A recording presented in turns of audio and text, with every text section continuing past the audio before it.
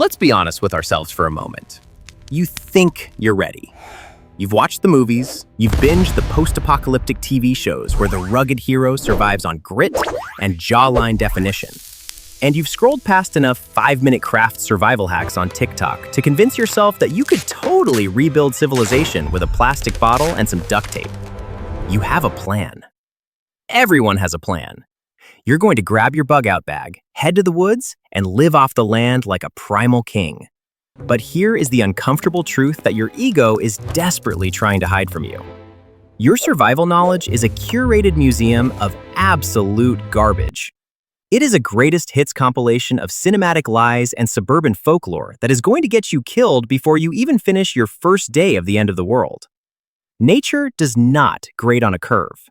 It doesn't care about your intentions, your moral compass, or how many YouTube tutorials you watched on starting a fire with a lemon. Nature is a cold, unfeeling algorithm that simply deletes errors.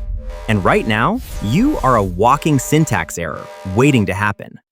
The problem isn't that you don't know anything. The problem is that what you do know is confidently, spectacularly wrong. You are rehearsing a fantasy written by screenwriters who have never spent a night shivering in sub-zero temperatures. And when reality hits, it hits with the force of physics, biology, and chemistry. 3 things that will kill you while you are still smugly convincing yourself that you are nailing this survival thing. Let's look at the body count of confidence. Let's peer into the multiverse of bad decisions and examine a few timelines where people like you trusted conventional wisdom and paid the ultimate tuition fee.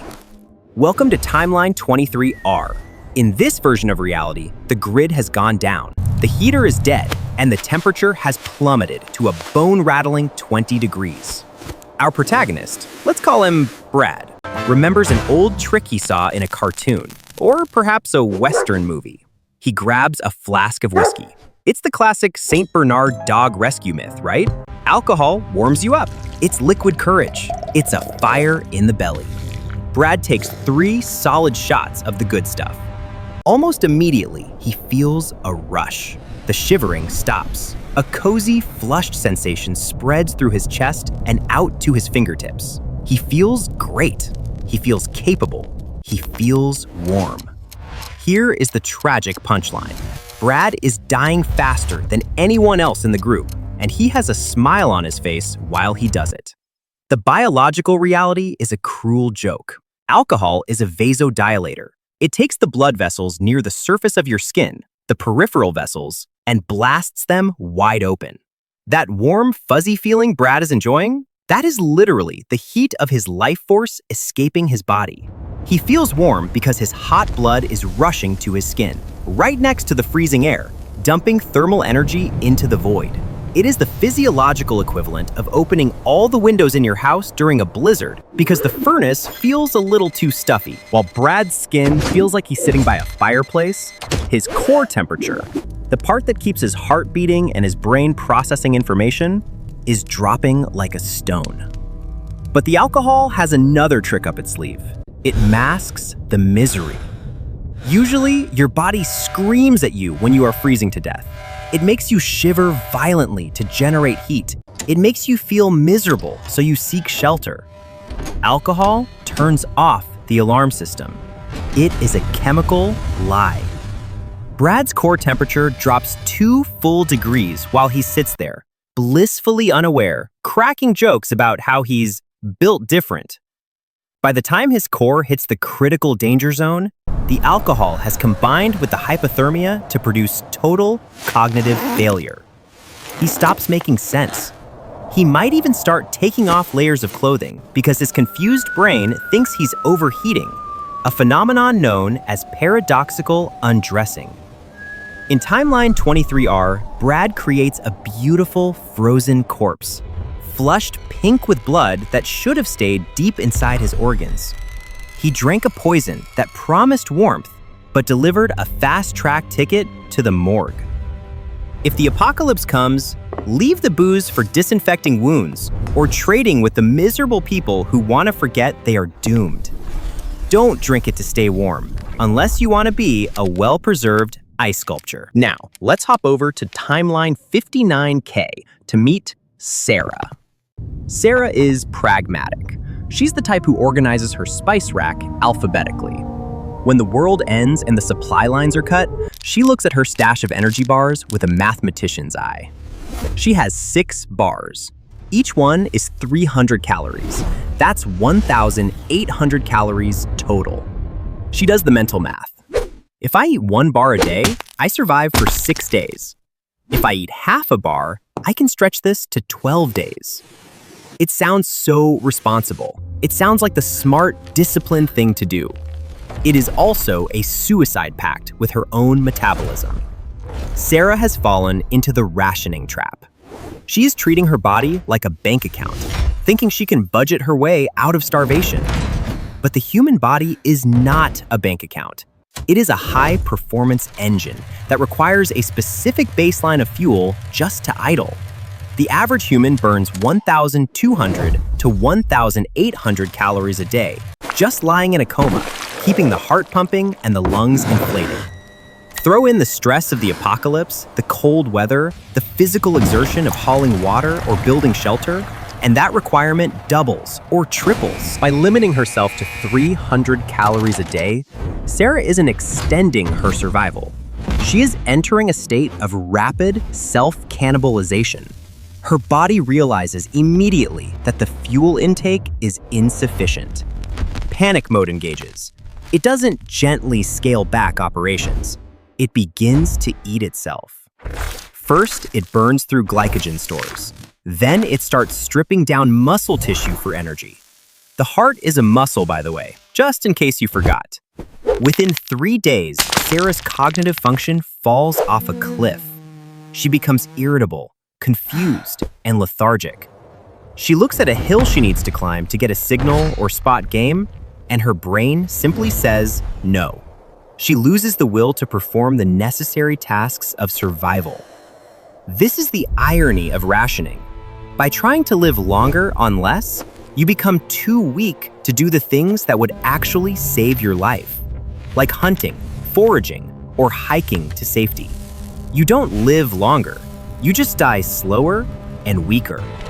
When the rescue team, or the zombies, finally find Sarah, she still has 3 energy bars left in her backpack. She died of exhaustion and exposure while saving food for a future she never reached. In a survival situation, calories are fuel for action. If you have food, eat it. Use that energy to improve your situation, to build a better shelter, to hike out of the danger zone. Your body can't run on a deficit when the stakes are life and death.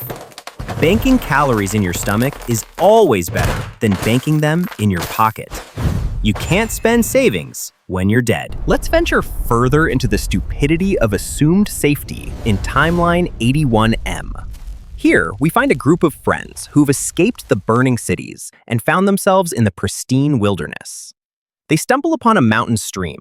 It is beautiful. The water is crystal clear, bubbling over smooth river stones, looking like something straight out of a bottled water commercial. It's cold, it's refreshing, and it looks pure. Look at that clarity, one of them says. It's nature's fountain.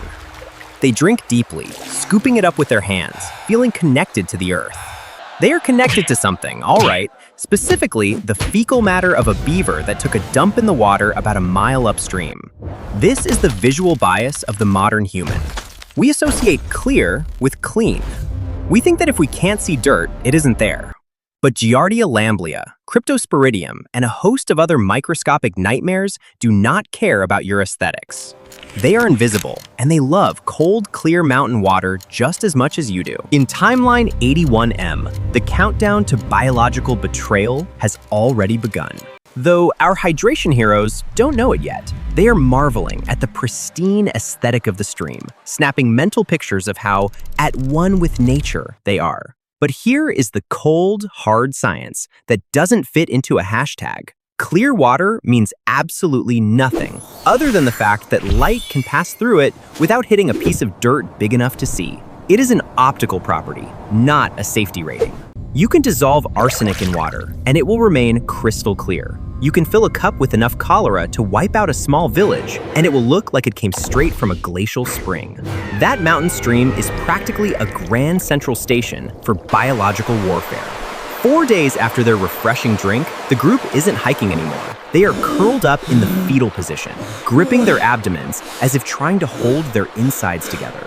Giardia has set up shop in their small intestines, and the eviction process is violent. The parasite prevents the absorption of fats and carbohydrates, turning digestion into a chaotic, explosive event. The irony here is so thick, you could cut it with a survival knife.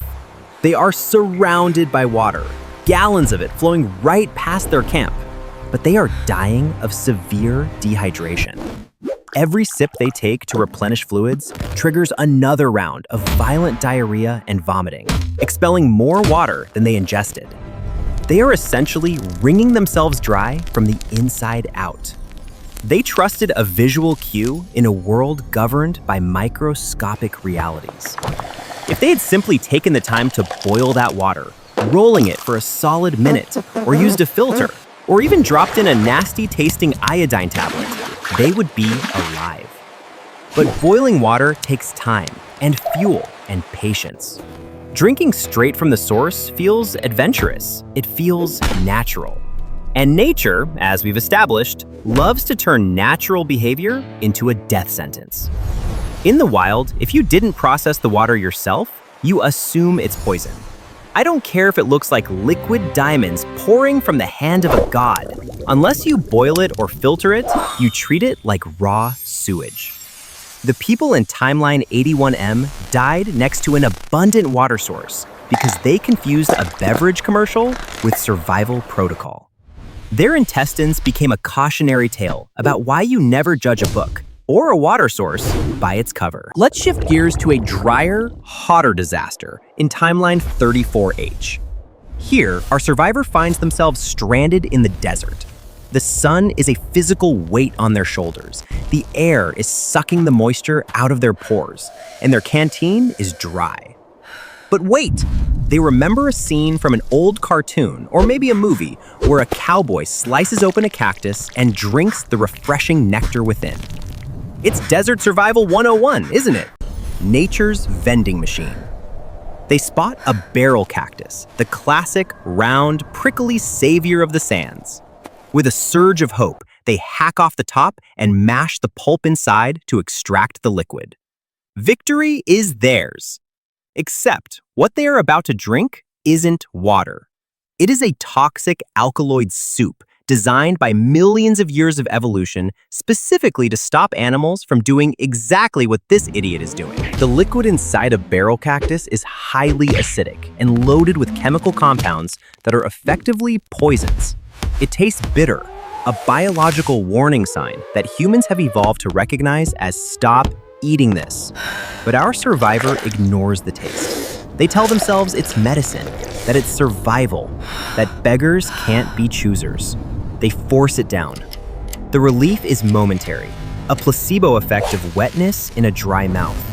Within an hour, the chemical defense mechanism of the plant kicks in. The alkaloids attack the stomach lining and the kidneys. The survivor begins to vomit violently. In a desert survival situation, vomiting is the physiological equivalent of opening a vein and letting your blood run into the sand. You are losing precious fluids and electrolytes at a rate you cannot replace.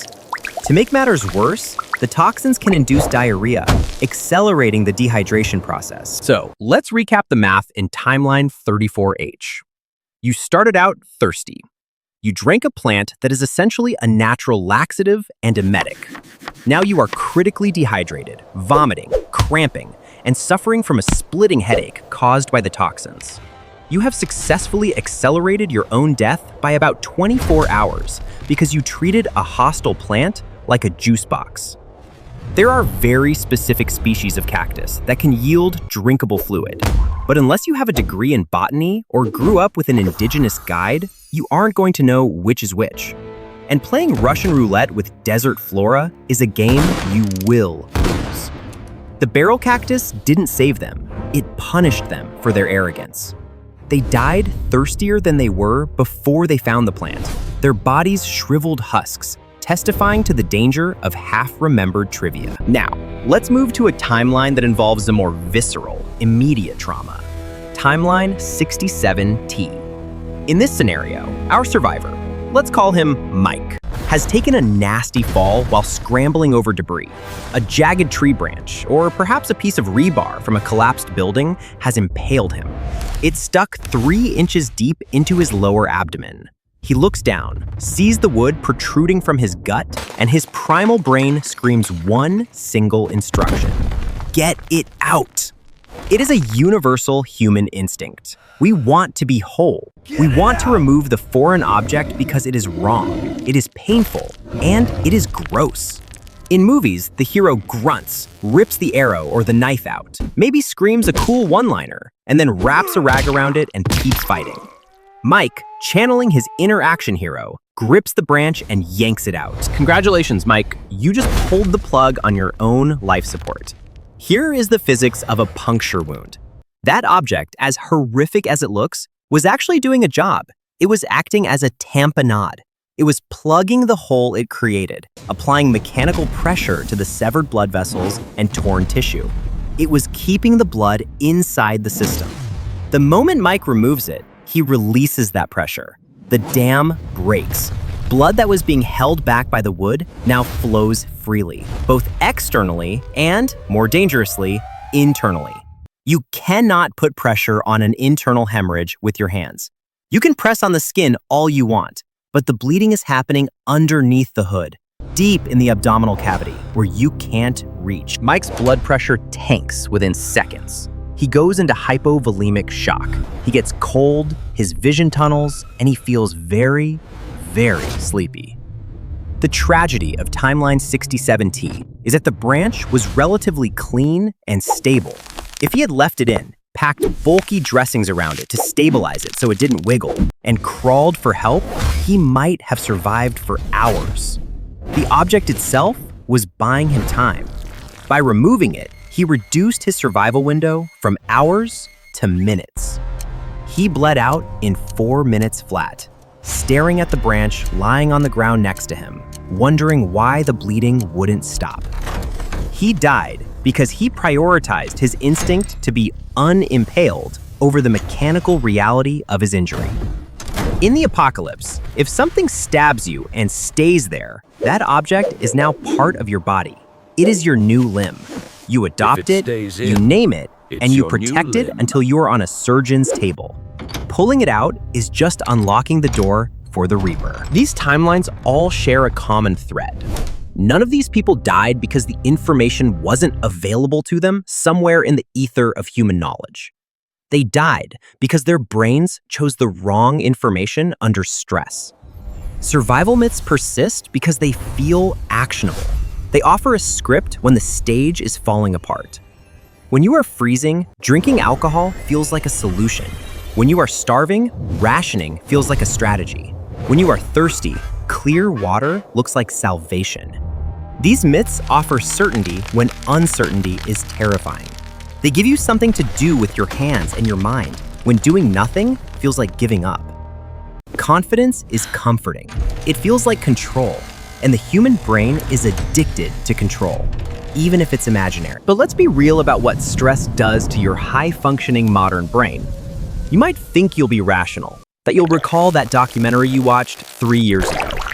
You won't.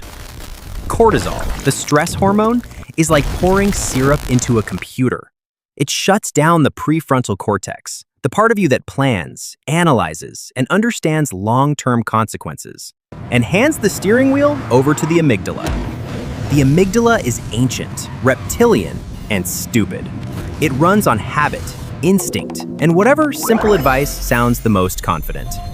That is why drink cactus water beats analyze botanical taxonomy when you are panicking. Simple, repeatable lies outperform complex conditional truths every time. Not because they are better, but because they are easier to download when your bandwidth is choked by fear. The real danger in the apocalypse isn't ignorance. Ignorance makes you cautious. The real danger is misplaced certainty. Certainty makes you bold. And boldness in a survival situation is usually just a fancy word for suicide with style. Real survival thinking works backwards. A normal person asks, "What should I do to fix this?" A survivor asks, "What kills me fastest if I'm wrong?" Because survival isn't about finding the optimal solution to thrive. It's about avoiding the irreversible mistake that ends the game. It is a game of subtraction. You subtract the stupid options until you are left with the least terrible one. Anything that promises you quick results, sounds universal, or feels empowering without requiring any actual effort should trigger your internal bullshit detector immediately. Drink your own urine to survive dehydration? Suspicious. It concentrates toxins and accelerates kidney failure, by the way. Moss always grows on the north side of the tree? Suspicious. Moss grows wherever it's damp and shady, which could be any direction depending on the terrain. Good survival advice is boring. It's annoying. It's conditional. It sounds like a lawyer wrote it. It says things like, "It depends on the context," or "Maybe, but test it first," or "Don't do anything yet, just sit there and think." That kind of advice loses to the sexy, confident myths in calm conditions because it's not fun.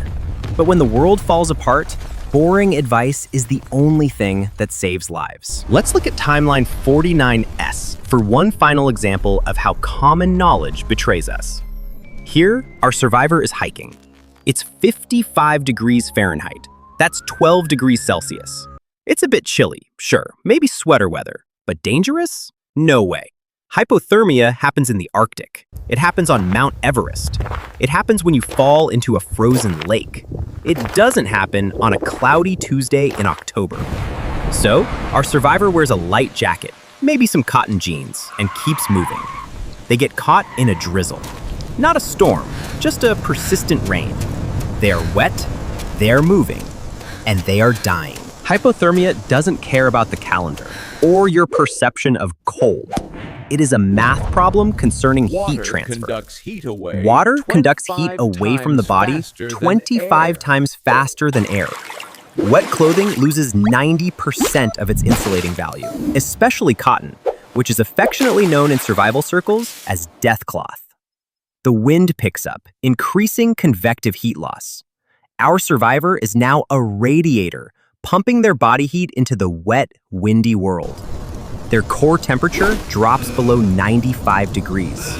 The shivering starts, violent, uncontrollable shaking. This is the body's last-ditch effort to generate heat. I'll walk it off. But the survivor thinks, "I'll just walk it off. I'll generate body heat by moving." Wrong. They are burning calorie reserves they don't have, fueling a furnace that has no insulation. By the time the shivering stops, they aren't warm. They are in the moderate stages of hypothermia. The brain begins to misfire. Confusion sets in. They stumble. They might feel a sudden, overwhelming urge to sleep. In timeline 49S, they are found dead of exposure, in temperatures that people walk their dogs in. They died because they conflated freezing point of water with freezing point of human. You can die of hypothermia in 60-degree weather if you are wet and exposed. Heat loss is about the rate of transfer, not just the ambient temperature.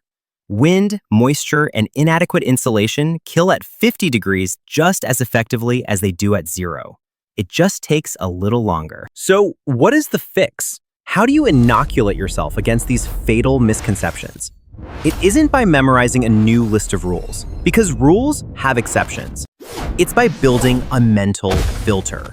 You need a firewall for your brain. If a piece of advice ignores physics, like alcohol warms you up, biology, like starving yourself saves energy, or time, like pulling out a knife stops the damage, you discard it. If it relies on confidence instead of consequences, you question it. If it sounds simple enough to sell in a 15-second TikTok video, you assume it is dangerously incomplete. What would a modern influencer do in a zombie apocalypse? They'd probably try to live stream their encounter with the undead, convinced that the content would be worth the risk, right up until they realize that zombies don't care about follower counts or brand deals. They'd be the first to go, narrating their own consumption. Don't be the influencer, be the cynic. Survival favors the people who delay action long enough to choose correctly. It favors the paranoid, the skeptical, and the methodical. It does not favor the hero who acts fastest. It favors the coward who hesitates just long enough to not die stupidly. Stop trusting inherited wisdom just because it sounds cool around a campfire. Start questioning it. The lies you believe feel true only because you have never actually needed them to work. That isn't validation, that is luck. And luck is a terrible survival strategy. You can't put luck in a backpack. You don't need better advice. You need fewer lies.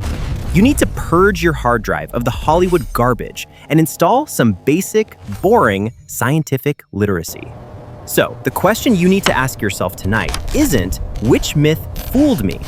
The question is, which comfortable lie are you still holding on to? The one that you would bet your life on when the lights go out and the cold creeps in. Because that is the one that is going to kill you.